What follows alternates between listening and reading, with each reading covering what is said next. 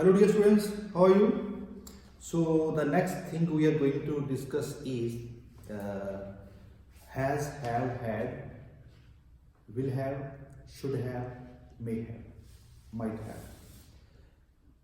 ਇਹ ਸਾਰੇ linking verbs ਹੋਣਗੇ ਕਿ ਕੋਲ ਹੈ ਆਪਾਂ ਕਹਿੰਦੇ ਹਾਂ ਕਿ ਮੇਰੇ ਕੋਲ ਇੱਕ ਪੈਨ ਹੈ, ਮੇਰੇ ਕੋਲ ਇੱਕ ਲੈਪਟਾਪ ਹੈ, ਮੇਰੇ ਕੋਲ ਇੱਕ ਗਲਾਸ ਹੈ, ਸਾਡੇ ਕੋਲ ਇੱਕ ਘਰ ਹੈ, ਮੇਰਾ ਇੱਕ ਭਰਾ ਹੈ, ਮੇਰਾ ਇੱਕ ਦੋਸਤ ਹੈ, ਸਾਡੇ ਕੋਲ 4 ਕਾਰਾਂ ਹਨ, ਸਾਡੇ ਕੋਲ 4 ਕਾਰਾਂ ਸਨ, ਸਾਡੇ ਕੋਲ 4 ਕਾਰਾਂ ਹੋਣਗੀਆਂ, ਸਾਡੇ ਕੋਲ 4 ਕਾਰਾਂ ਹੋ ਸਕਦੀਆਂ ਹਨ, ਸਾਡੇ ਕੋਲ 4 ਕਾਰਾਂ ਹੋਣੀਆਂ ਚਾਹੀਦੀਆਂ ਹਨ।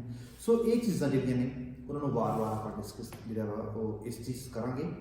ਇਹਦੇ ਨਾਲ ਕਿਸੇ ਵਰਬ ਦੀ ਯੂਜ਼ ਨਹੀਂ ਹੋਣਾ, ਇਹ ਲਿੰਕਿੰਗ ਵਰਬਸ ਨੇ ਸਾਰੇ, ਇਹ ਐਗਜ਼ਿਲਰੀ ਵਰਬਸ ਨਹੀਂ ਹੈ, ਇਹ ਲਿੰਕਿੰਗ ਵਰਬਸ ਨੇ। ਸੋ ਇਹਨਾਂ ਨੂੰ ਤੁਸੀਂ ਲਿੰਕਿੰਗ ਵਰਬਸ ਦੇ ਤੌਰ ਤੇ ਪੜ੍ਹਨਾ।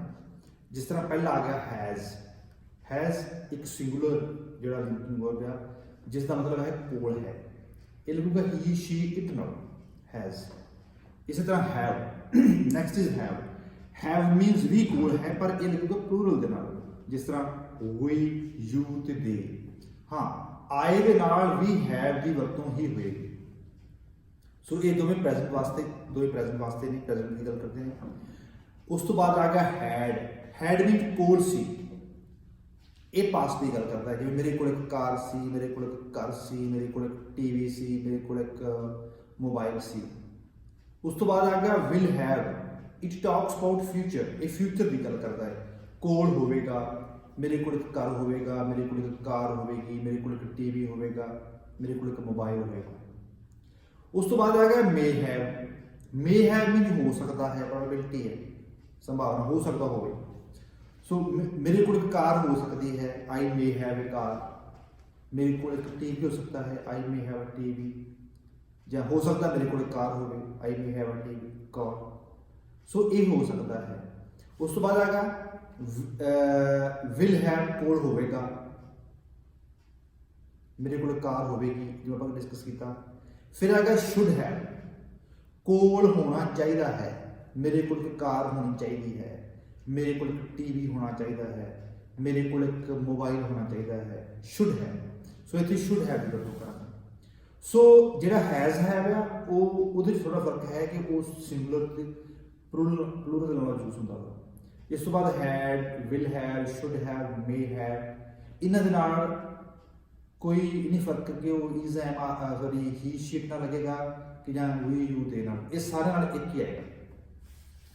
सो सिर्फ हैज़ ते हैव जिहड़े आ वो अड्डो अड्ड आउंदे आ, बाकी सारे सेम आउंदे आ।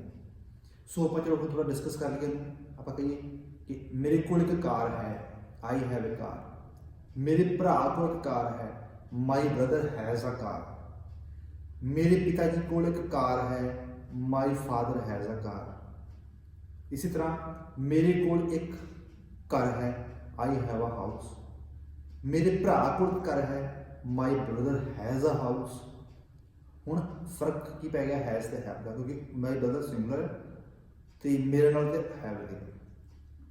इस तो बाद आप गल करिए साडे कोल एक टीवी है, वी हैव अ टीवी। साडे कोल 2 पखे हैं, वी हैव 2 फैंस। मेरे भरा कोल 4 मोटरसाइकिल हैं, माई ब्रदर हैज़ 4 मोटरसाइकिल्स। साडे कोल एक वधिया घड़ी है, we have a very beautiful watch. जेकर महंगी हो जाए तो we have a costly watch, जेकर पुरानी होवे तो we have an old watch. So ये तुसीं इस तरह इन्होंने जिस तरह मर्जी बना लो, अपने कोलों शब्द नवे नवे जोड़ के नवे नवे वर्ड्स पा के अपने हिसाब के नाल उन्होंने चेंज कर सकते हो। सो प्रैक्टिस बड़ी है ना, वो बहुत जरूरी है, प्रैक्टिस चाहिए इस चीज़ वास्ते। इस तरह कोल होवेगा, मेरे को घर होवेगा, I will have a house. मेरे को घर सी, आई हैड अ हाउस। मेरे को घर हो सकता है, आई मे हैव अ हाउस। मेरे को घर होना चाहिए है, I should have a house. मेरे को एक टीवी है, आई हैव अ टीवी। मेरे को एक टीवी सी, आई हैड अ टीवी। मेरे को एक टीवी होवेगा, I will have a TV. मेरे को एक टीवी हो सकता है, आई मे हैव अ टीवी। मेरे को एक टीवी होना चाहिए है, I should have a TV. So ਤੁਸੀਂ ਇਹਨਾਂ ਯਾਦ ਰੱਖੋ ਕਿ ਇੱਥੇ ਮੇ ਲੱਗਾ ਹੋਵੇ ਮੇ ਵੀ ਨਹੀਂ ਹੋ ਸਕਦਾ, ਸ਼ੁੱਡ ਲੱਗਾ ਹੋਵੇ ਸ਼ੁੱਡ ਵੀ ਨਹੀਂ ਹੋਣਾ ਚਾਹੀਦਾ, ਵਿਲ ਲੱਗਾ ਹੋਵੇ ਵਿਲ ਮੀਨਸ ਗਾ, ਬਾਕੀ ਹੈਜ਼ ਹੈਵ ਦਾ ਮਤਲਬ ਸੇਮ ਆ, ਕੋਲ ਹੋਣਾ। ਸੋ ਹਮੇਸ਼ਾ ਤੁਸੀਂ ਕੋਈ ਵੀ ਭਾਸ਼ਾ ਸਿੱਖਣੀ ਆ ਤਾਂ ਉਸ ਭਾਸ਼ਾ ਦੀਆਂ ਥੋੜ੍ਹੀਆਂ ਜਿਹੀਆਂ ਬਰੀਕੀਆਂ ਨੇ ਜਿਹੜੀਆਂ ਤੁਸੀਂ ਆਪਣੇ ਦਿਮਾਗ 'ਚ ਬਿਠਾਉਣੀਆਂ ਨੇ, ਜਿਹੜੀਆਂ ਬਰੀਕੀਆਂ ਤੁਹਾਨੂੰ ਇਹ ਦੱਸਣਗੀਆਂ ਕਿ ਇਹ ਕਿਹੜੇ ਸਮੇਂ 'ਚ ਗੱਲ ਹੋ ਰਹੀ ਹੈ, ਪ੍ਰੈਜ਼ੈਂਟ 'ਚ ਹੋ ਰਹੀ ਹੈ ਕਿ ਪਾਸਟ 'ਚ ਹੋ ਰਹੀ ਹੈ। ਅੱਛਾ ਚਲੋ ਆਪਾਂ ਹੈਜ਼ ਹੈਵ ਕਰ ਲਿਆ। ਹੁਣ ਕੁਝ ਸਵਾਲ ਪੁੱਛੀ ਗਏ ਆ ਜਿਹਨੂੰ ਇੰਟਰੋਗੇਟਿਵਸ ਕਿ ਕੀ ਤੁਹਾਡੇ ਕੋਲ ਇੱਕ ਘਰ ਹੈ, ਕੀ ਤੁਹਾਡੇ ਕੋਲ ਇੱਕ ਘਰ ਹੈ, ਜਾਂ ਤੁਸੀਂ ਲਾਓ ਹੈਵ ਯੂ ਅ ਹਾਊਸ, ਪਰ ਸੌਖਾ ਤਰੀਕਾ ਇਹ ਆ ਤੁਸੀਂ ਇਹ ਲਾਓ do you have a house, do you have a house, ਬਾਕੀ ਸਾਰਾ ਸੇਮ ਆ ਗਿਆ। You have a house, do you have a house, ਤਾਂ ਕੀ ਤੁਹਾਡੇ ਕੋਲ ਇੱਕ ਕਾਰ ਸੀ, you had a car, do you had a car, do you had a ਕਾਰ।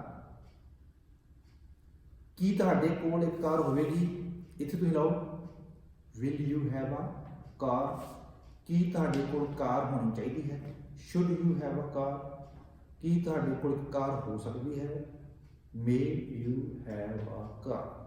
ਸੋ ਇੱਕ ਜਿਹੜਾ ਹੈਲਪਿੰਗ ਵਰਬ ਹੈ ਉਹ ਬਾਹਰ ਆ ਗਿਆ ਤੇ ਤੁਸੀਂ ਉਸ ਨੂੰ ਇਸ ਤਰੀਕੇ ਨਾਲ ਯੂਜ਼ ਕਰ ਲਿਆ ਕਿ ਉਹਦਾ ਜਿਹੜਾ ਇੱਕ ਸਵਾਲ ਬਣ ਗਿਆ, ਇੱਕ ਕੁਐਸਚਨ ਬਣ ਗਿਆ, ਇੱਕ ਇੰਟਰੋਗੇਟਿਵ ਜਿਹੜਾ ਸੈਂਟੈਂਸ ਉਹ ਬਣ ਗਿਆ।